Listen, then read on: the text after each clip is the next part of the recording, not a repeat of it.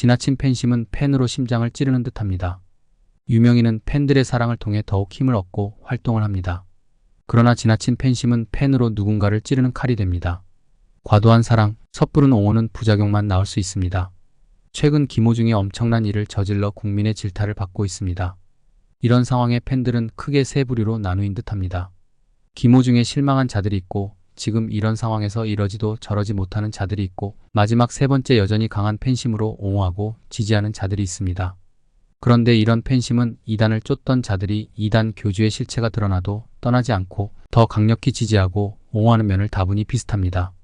김호중은 앞서 지난 5월 9일 오후 11시 40분께 서울 강남구 압구정동에 있는 한 도로에서 반대편 도로에 있던 택시를 들이받았습니다. 사고를 내고도 달아났습니다. 사고 후 어린 매니저에게 자신이 입고 있던 옷을 입혔습니다. 대신 자신이 했다고 자수해달라고 했습니다. 경찰에 허위 자수했습니다. 김호중은 17시간이 지난 후에야 경찰에 출석했습니다.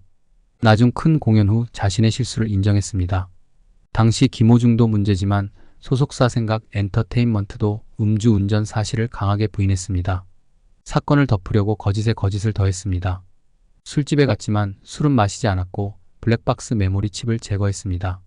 사고 10일 만인 19일 음주운전 사실을 인정했습니다. 이후 김호중은 21일 서울 강남경찰서에 출석해 조사받았습니다.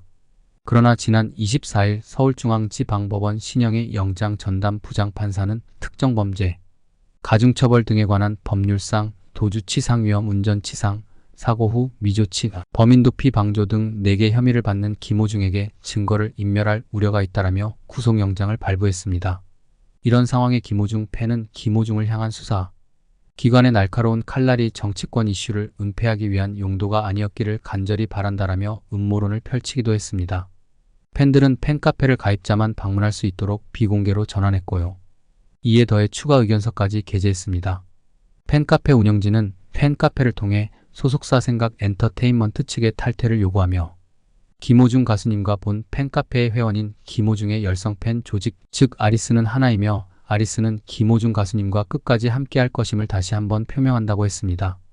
김호중, 엇나간 팬심은 송대관에게 가만히 있으면 반이라도 간다고 했습니다. 물론 모든 팬이 다 그러지는 않았을 겁니다. 그러나 기억해야 합니다.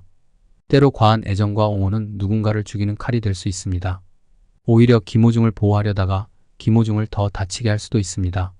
이런 모습은 최근 기독교에서 데이비드 차라는 자가 서울대 학력 위조, 거짓 직통 게시, 횡령, 내연녀와 간통하였는데 여전히 데이비드 차 지지자들이 과한 애정과 옹호하는 모습과 별반 다르지 않습니다. 한 번 실수라면 덮어주고 격려해 주어야 합니다.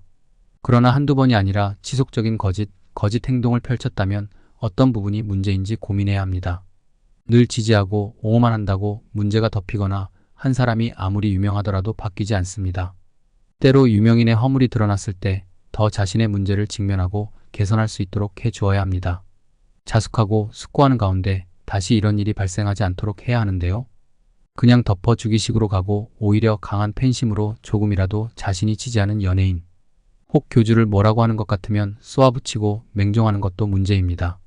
요즘 유명인 한번 잘못된 것이 드러나면 사람들은 가만두지 않으려고 합니다.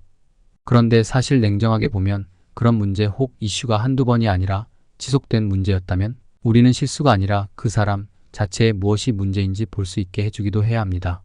정치적 피해자, 마녀사냥, 무고한 자를 무조건 비난하고 비판한다고 생각해서는 안 됩니다. 여러분 생각은 어떠신지요?